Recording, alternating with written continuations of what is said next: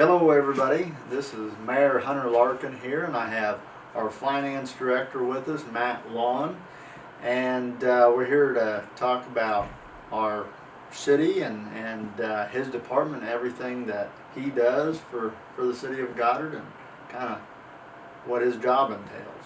So I guess Matt, tell me a little bit about yourself before we go on. Where'd you go to college? Maybe a little bit who you are. Well, I'm from the Wichita area. I went to college at Kansas State and studied political science, and then I came back to Wichita to study at Wichita State, got a master's in public administration. I've been the city treasurer and finance director in Goddard since 2011, and I have enjoyed my time working here, and I'm excited about where we're going in the future. Okay.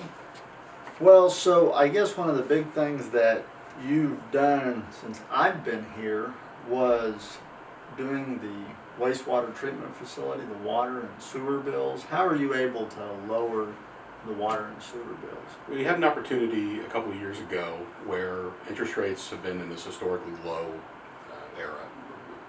We're experiencing a historically low interest rate era, or we were until recently. And at that time, we had the opportunity to refinance the debt for the wastewater treatment facility, for the water storage tank, the water supply line, and we were able to actually save money on our total payments and at the same time extend the length of those loans and lower the payments for our customers on their monthly bills. Okay.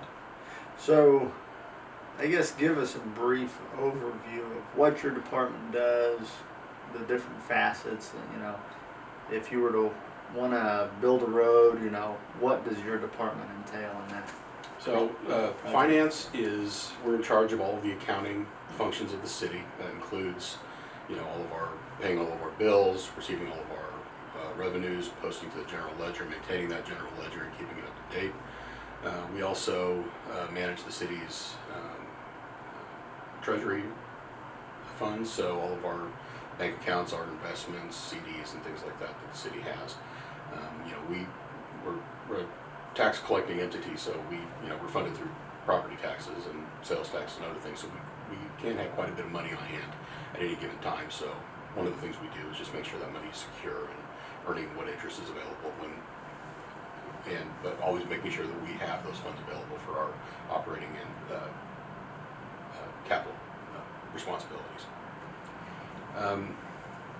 Additionally, the biggest thing that we do is we are sort of an internal service fund for the rest of the organization, meaning that if PD, the police department, needs to buy a new vehicle, if they need to buy new other infrastructure, a new software system, etc., we assist them in make sure that those funds are available for that, but also if it's going to be a multi-year thing, make sure that there's budget available down the road for making those purchases and maintaining their systems. And we do that with police, we do that with admin here at City Hall, we do that with our Public Works Department, and which includes all of our water and sewer funds and our street operations as well. Another big thing we do is the annual budget process, which we're getting ready to start here fairly soon. That's one of the things that probably takes up most of my time is the budget. So I guess overview, in your opinion, how are the city's finances? Are we in a good financial stage, or do we have anything that we need to worry about? I don't believe there's anything we really need to worry about. Now, I'm not an economist, and we're going through historically high inflation right now, so anything could happen. But I think we're in a better position than a lot of cities are. We've got a good, strong growth in our residential and commercial sectors. We've got a sales tax that has been in place for a number of years now that we've been able to use for street and park improvements, and those numbers are strong year to year. Even after the pandemic, we've seen good revenue coming in. Okay. So one of our big projects here that we have here in Goddard is a Star Bond project. Right.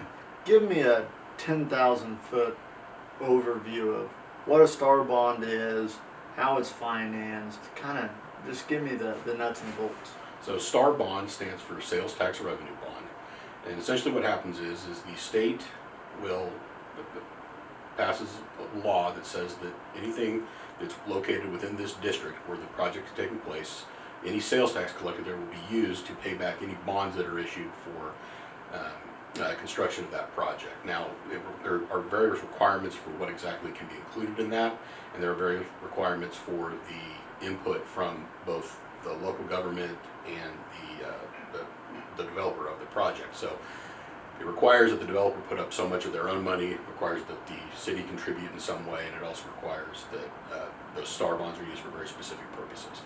So it's not just a thing where a developer can come in and request all this money for whatever their little pet project is. It has to fit within the criteria that the state establishes. Right. So the city's contribution, give the listeners a little bit. We had the general obligation bonds that we did. Right. We issued about 3.8 million in GO bonds for our contribution to the project. What we've already built is the road that goes into the actual project area. It's tentatively named Crown Drive. I don't know if that was based on a previous development agreement, so it may change in the future.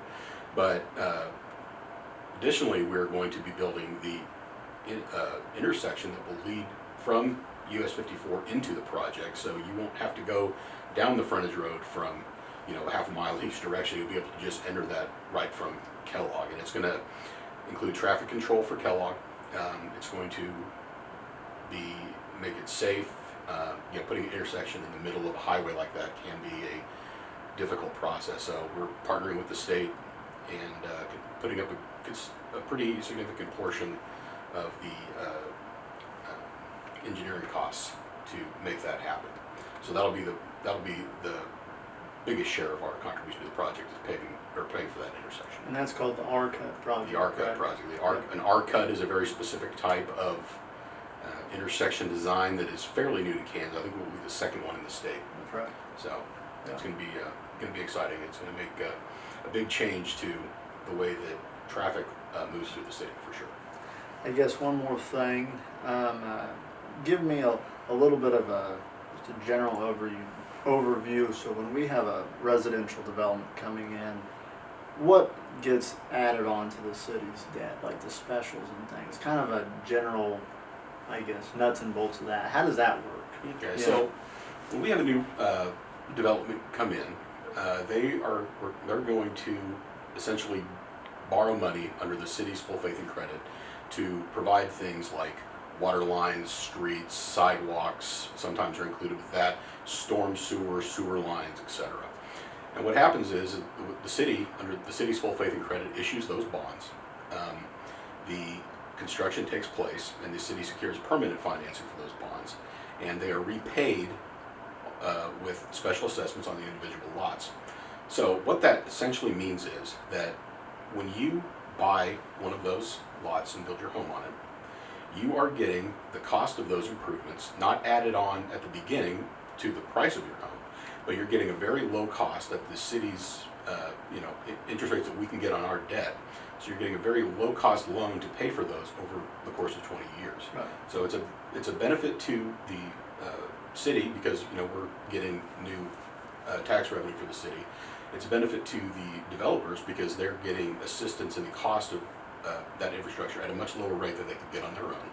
And it's a benefit to the customer because, again, that's value in that property that they are getting at a much lower cost over the course of 20 years instead of having to pay that up front, like as part of their mortgage, which would be a higher rate than the city is able to get. We're able to get the better interest rates. Correct. Well, Matt, thanks for coming on to Goddard at a Glance, and I guess tune in to the next one with the next council member that'll be interviewing another department head or another member of the community. So thank you, Matt, again. I appreciate you coming on. I'm happy to be here. Thank you.